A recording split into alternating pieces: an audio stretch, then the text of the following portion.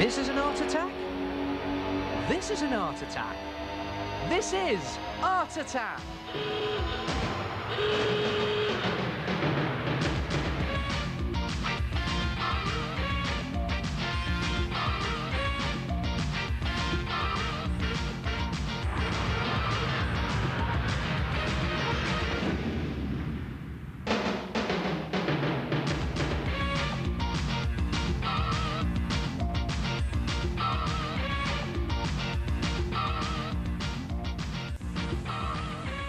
Hello there, and welcome once again.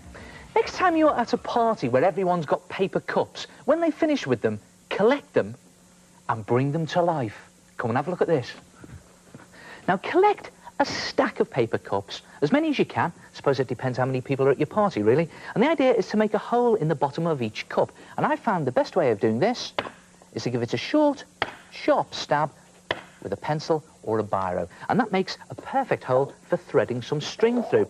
Then take a piece of string and make a knot at the end of it, and it needs to be a nice long piece of string, and then start to thread it through your cups, and just thread it into the cup and through the bottom like this. Now it can be a bit fiddly, so just bear with me. There it goes, right through the bottom, and pull it all the way through like that.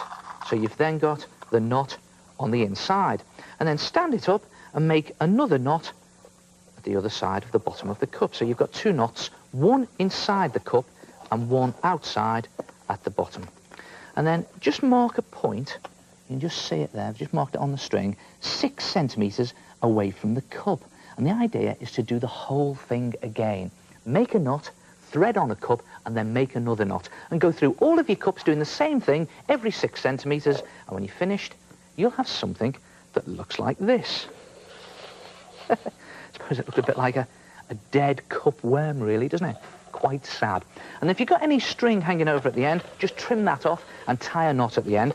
And then take 2 more cups and stick them together. And what I've done is I've taped these 2 together and put a stapler in there. And you can glue them. And then put a loop of tape on the bottom, like that.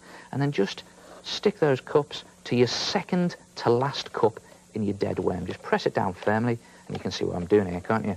There you have a sort of face on your dead cup worm. And then, whoops, and then the idea is to bring it to life. And the way to do that is to just attach it to a cane with 3 pieces of string. 1 piece at the front that's in a loop around the face or the eyes there, and then 1 near to the back, not quite at the back, so you've got a nice long tail dangling at the back there, and then 1 piece of string between those 2. And let me just give you a tip. Make that middle piece of string slightly shorter than the other 2, so it's got sort of a hump back. And then, with a flick of the wrist and a twist of the cane, he starts to nod at you. Look at that. Weird effect, isn't it, as he wiggles away there. And don't leave him bare like that. You can actually paint a design on him using acrylic paint or poster paint mixed with PVA glue. And you can do any design you like. Make it big, bright and colourful. You could even put in some paper eyes. And why not snip in some eyelashes? Try it yourself. Bring some paper cups to life and make a paper cup puppet.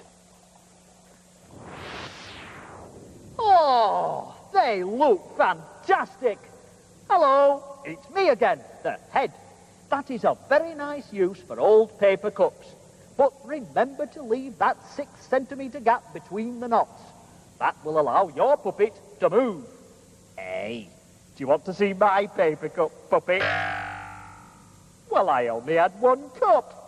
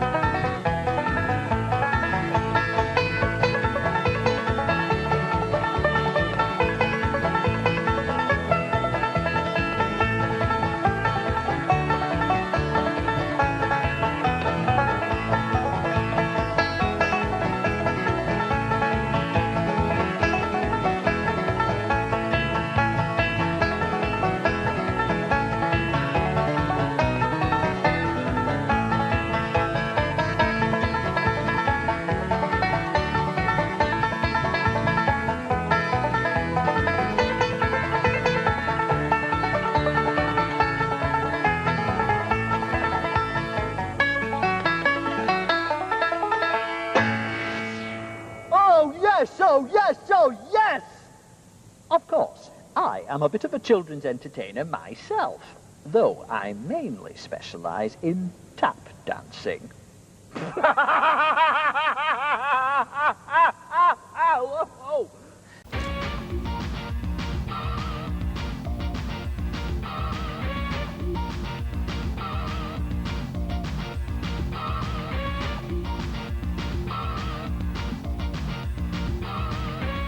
Have you ever noticed all the different types of paint you can buy?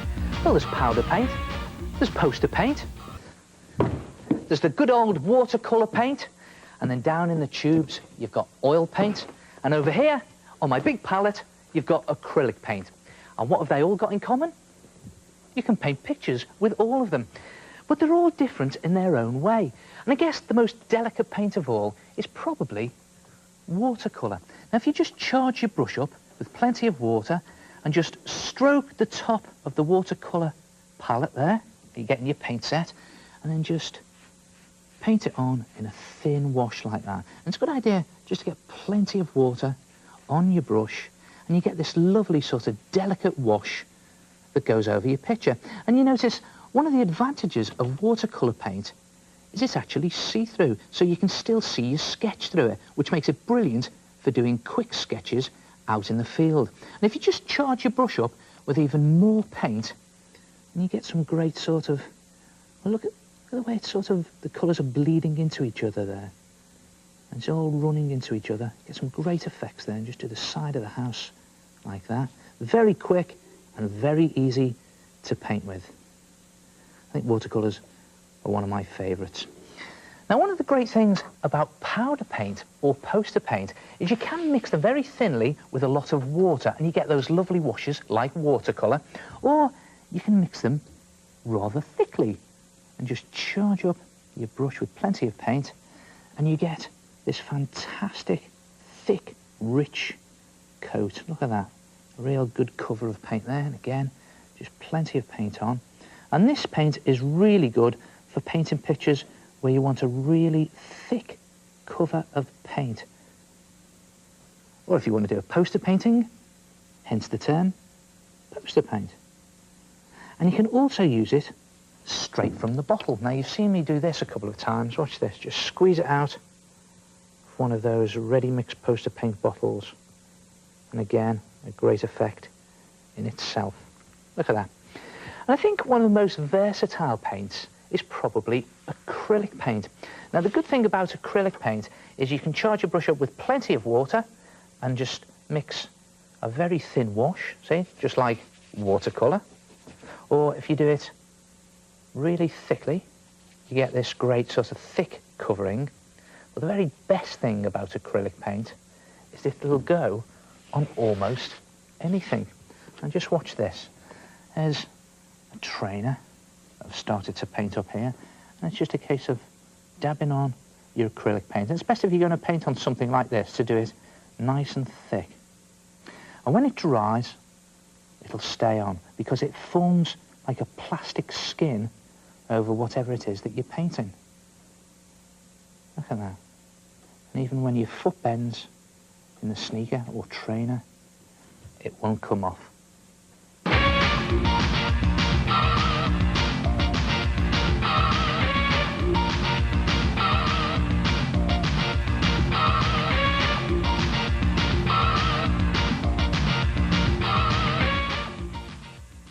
My name is Lizzie and I made a billboard. I made it by concertining a piece of card. Then I cut 2 pictures from a magazine into strips and stuck them alternately onto the card. My name is Erin. I made this billboard out of 2 pictures. These pictures are a lime and Carol Vorderman. Ah, great art attack. And what a weird effect. A sort of double vision billboard. Now, the way to do this is take 2 pictures from a magazine and cut them to the same size, and then lay them side by side on a piece of white paper or thin card. And then very carefully draw with a ruler round the edges, the outside edges of your 2 pictures. And then cut the card out to that size, like that.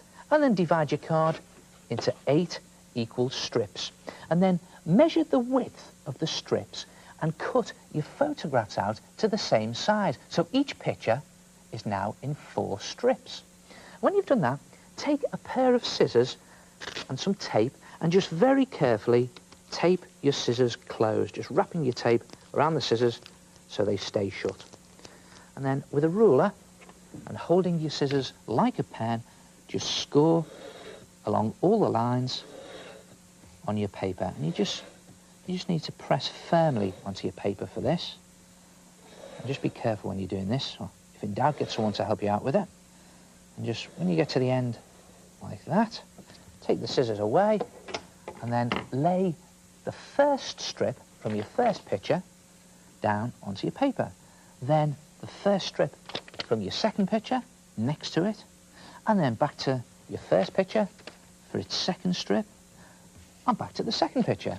And then just keep going, alternating the strips of your pictures, and just lay them down onto your paper until the paper is completely covered and you've used all your strips up. And you can do it a bit more neatly than I've done.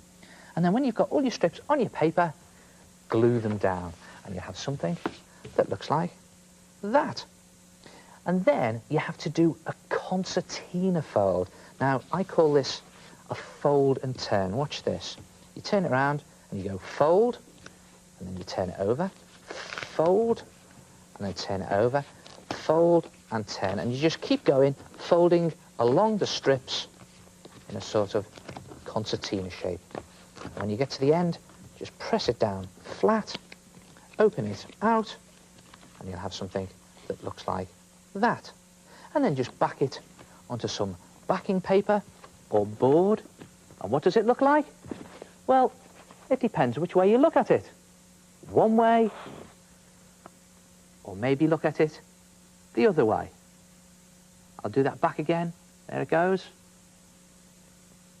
Look at that. And you can choose any picture you like.